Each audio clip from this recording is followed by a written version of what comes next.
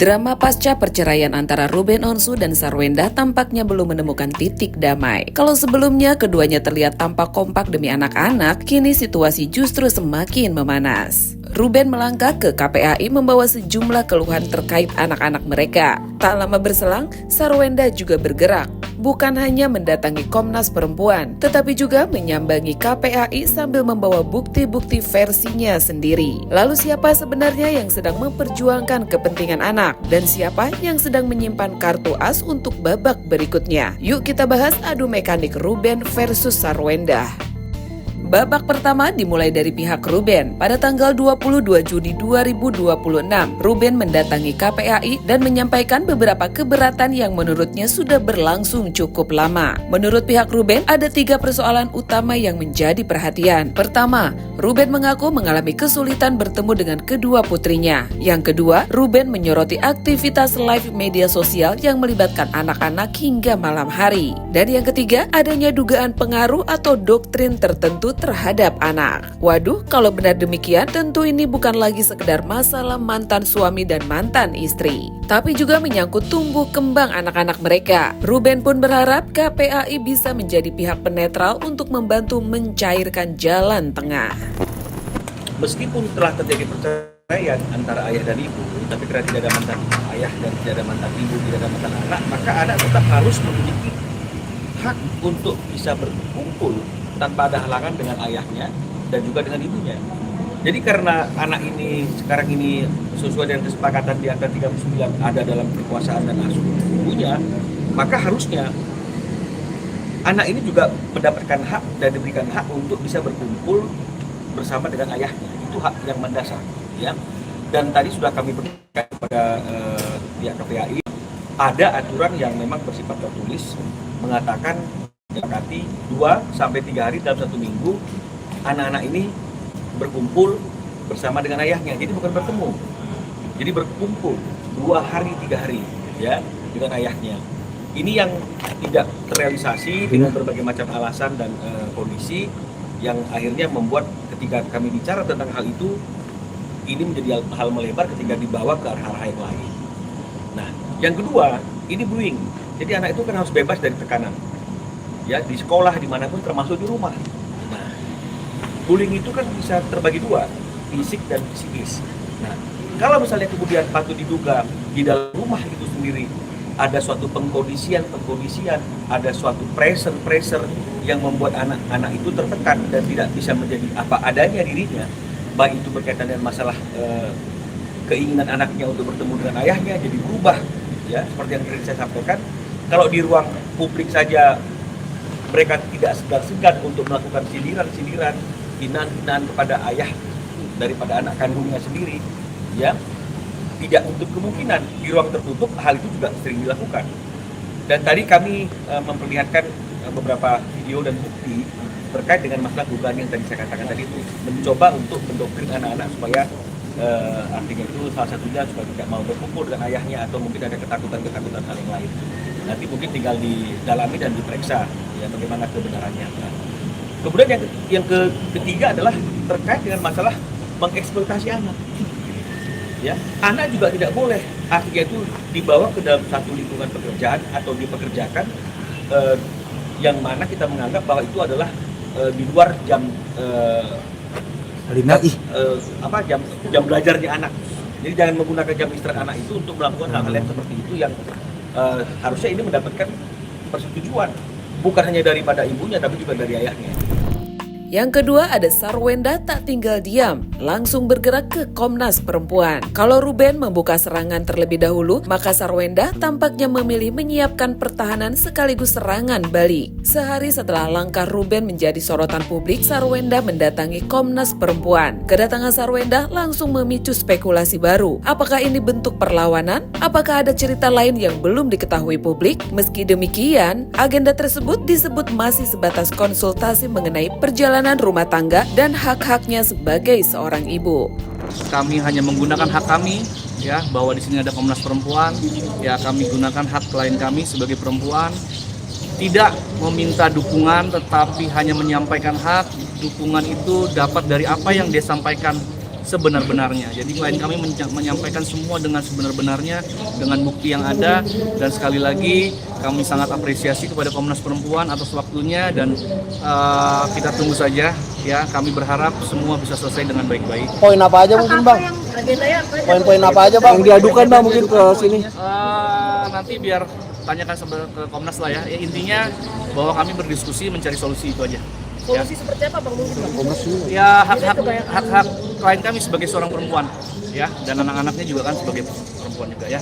Kami mohon kepada media juga tetap bisa menjaga kondusivitas lah, karena kasihan anak-anak ya. Kami lakukan semua ini demi anak-anak. Kami tidak akan terlalu banyak lagi bicara di media, karena apa? Karena kami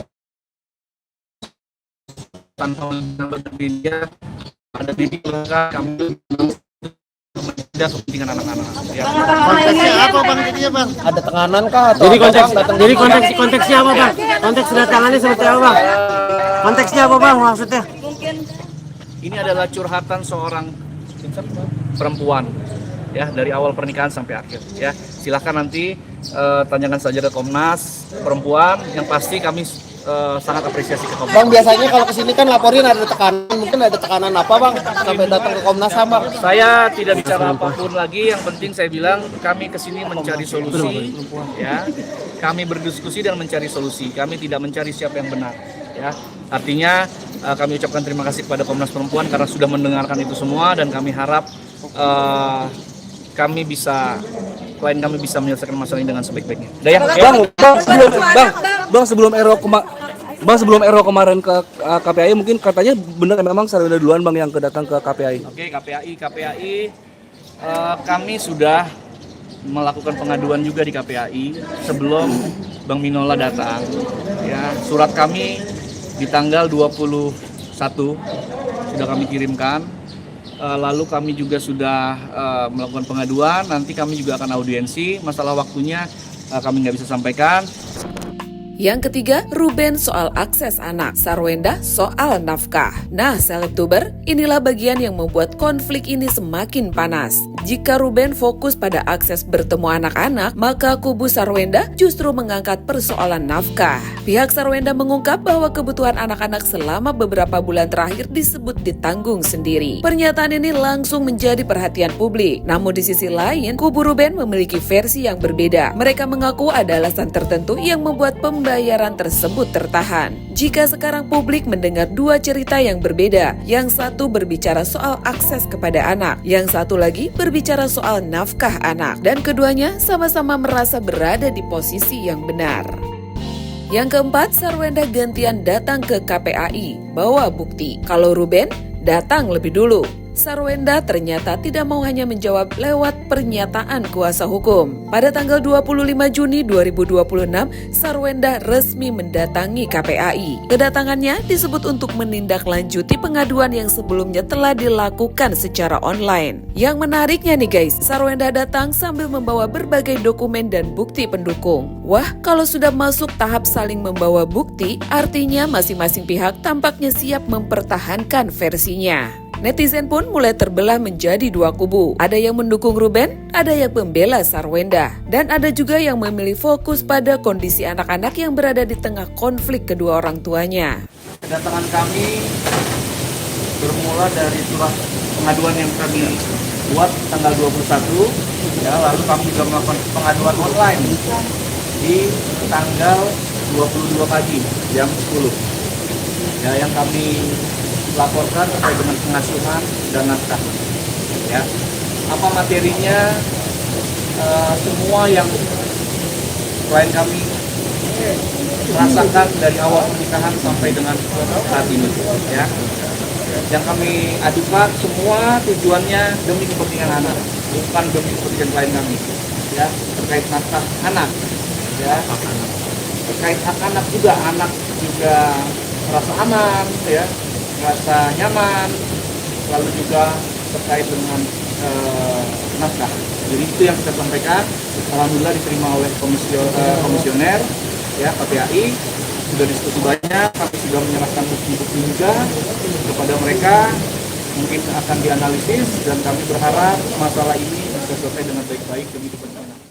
Yang kelima, sempat bertemu di bandara, tapi apakah masih ada peluang damai? Di tengah panasnya konflik ini, ada satu momen yang justru membuat netizen bertanya-tanya, yaitu saat Ruben dan Sarwenda sempat bertemu di bandara. Saat itu Sarwenda mengantar anak-anak untuk melepas Ruben yang akan berangkat umroh. Pertemuan tersebut berlangsung singkat, tidak ada keributan, tidak ada adu argumen di depan publik. Semua terlihat berjalan tenang. Namun pertanyaannya, apakah ketenangan ini hanya terjadi di depan kamera? Atau sebenarnya masih ada ruang komunikasi yang bisa menyelamatkan hubungan mereka sebagai orang tua? Karena walau bagaimana juga, Ruben dan Sarwenda mungkin sudah berpisah sebagai pasangan, tapi mereka akan tetap menjadi ayah dan ibu bagi anak-anak mereka selamanya. Selebtuber, babak baru perseteruan Ruben dan Sarwenda kini resmi dimulai. Ruben datang ke KPAI, Sarwenda datang ke Komnas Perempuan dan KPAI. Ruben berbicara soal akses anak, Sarwenda menyoroti soal nafkah anak. Dan kini publik menunggu siapa yang memiliki bukti paling kuat, siapa yang akan mendapat dukungan lebih besar. Dan yang paling penting, apakah konflik ini akan berakhir damai demi kepentingan anak-anak atau justru ini baru awal dari pertarungan yang lebih besar? Yuk tulis pendapat kalian di kolom komentar ya Selebtuber, tim Ruben atau tim Sarwenda. Atau kalian memilih berdiri di tengah dan fokus pada masa depan anak-anak mereka?